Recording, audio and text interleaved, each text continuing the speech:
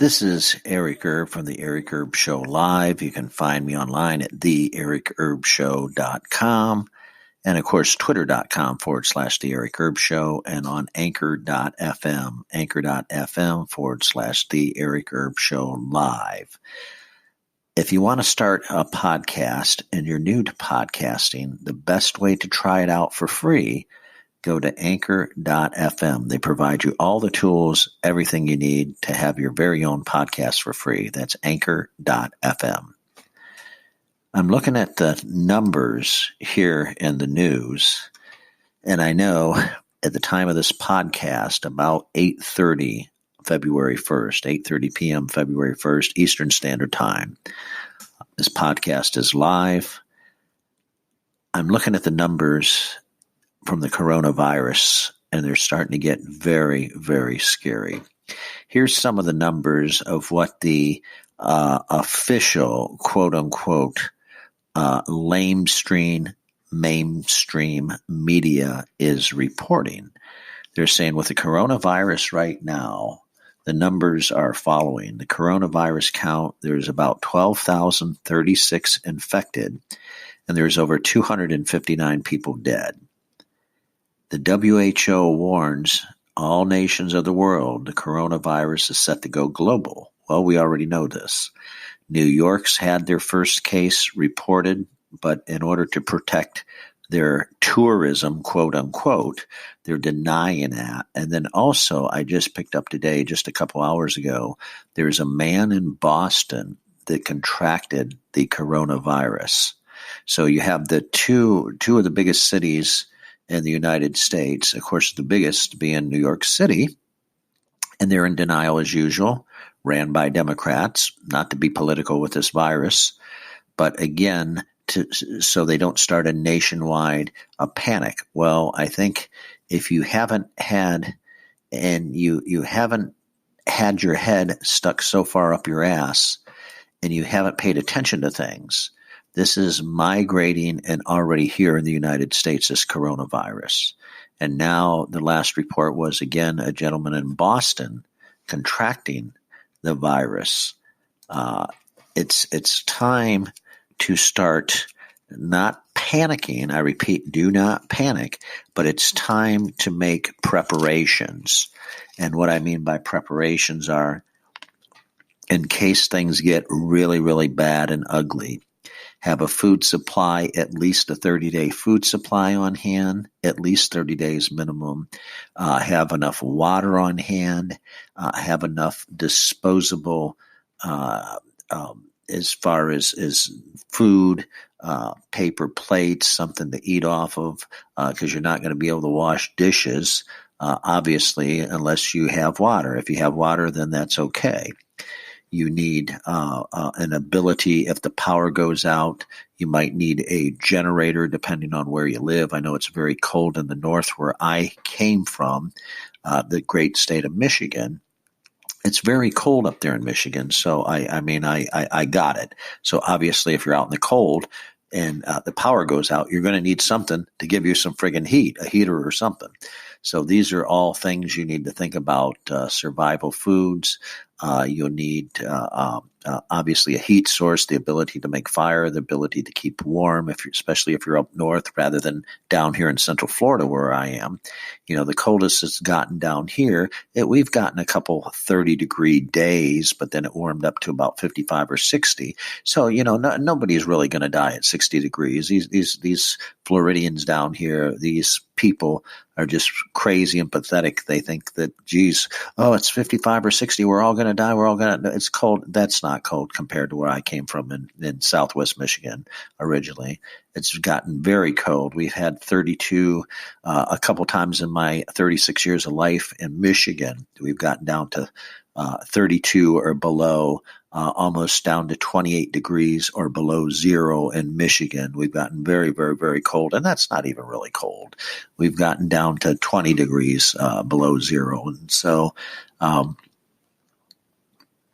you must be able to sustain yourself if shit does hit the fan. You got to make sure that you can protect your family, have adequate food supply, have adequate medical supplies. you also need to think about this. And a lot of people don't like to say this, but I'm just going to say this. You need to have protection for you and your family. And I'm just going to say it again. You need protection for you and your family, and you need to have a weapon, whether it be a shotgun, whether it be a pistol.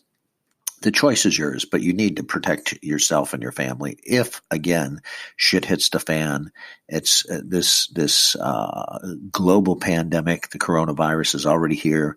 It's already hitting our largest cities. And I notice I'm keeping up with the news minute by minute. They've already announced, and this is over in Hong Kong, they've announced this is such an amazing coincidence. Again, my personal opinion, and from what I'm seeing, is this is a man-made bioweapon that got away.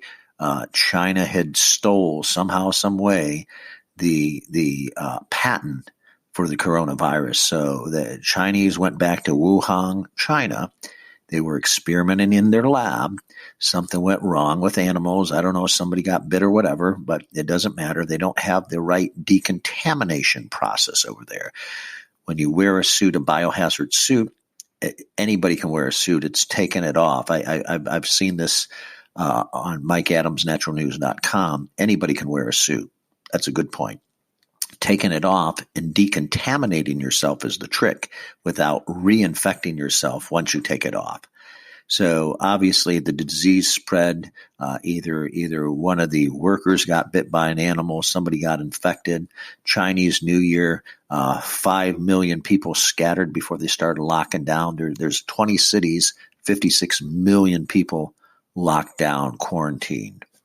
So now they announce this new, just a coincidence, amazing coincides the coronavirus just as they're announcing they're having a vaccine. And this started, there's a professor, and if I'm not butchering his name, Professor Yen Kwang Young over at HKU, or Hong Kong University. He's studied the vaccine. He's awaiting testing, like infectious diseases. He and his colleague, they're able to isolate the virus. And of course, anywhere in the process, anybody that has any idea, a clue about immunology, is you have to do animal studies first. Unfortunately, this is the way the pharmaceutical industry, and this is the way the medical industry in particular, goes through this process. You must first do clinical trials. You must do animal studies first. Once it's done with animals and the tests are successful, then they go to real live human trials, so whereby they start prescribing the antivirus. So what's going on here is I'm reading the article, and they're saying that they've cracked the code, but again, this doctor, Dr. Young over there in Hong Kong University, is now studying the virus and claims that they might have a cure or an antivirus. Well, we all know, in going through the process of animal testing, he even says it.